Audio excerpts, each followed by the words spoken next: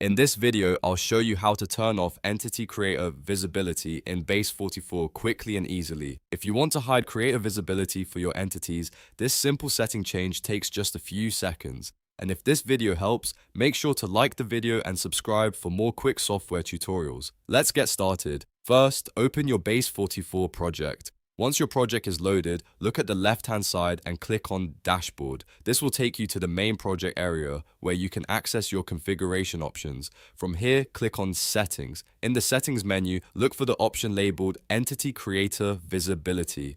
When you find it, you'll see a toggle next to it. All you need to do is switch that toggle off. Once the toggle is turned off, Entity Creator Visibility will be disabled for your project.